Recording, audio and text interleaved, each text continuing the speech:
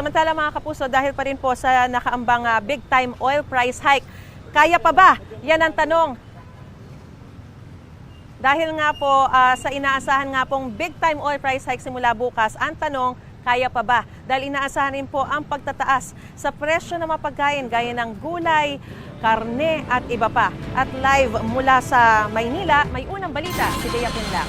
Bea, magkano ang taas presyo sa mga pagkain?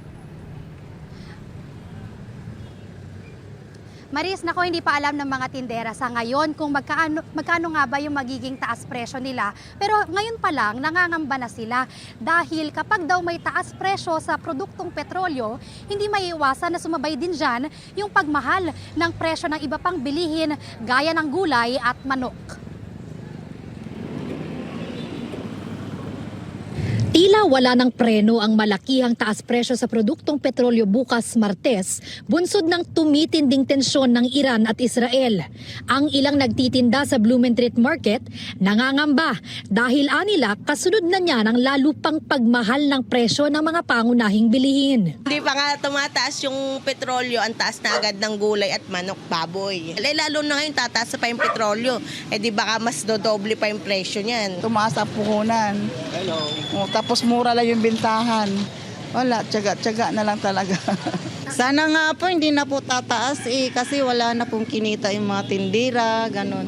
Tsaka budget na po yung mga namimili. Talagang pang-ulam lang, hirap na.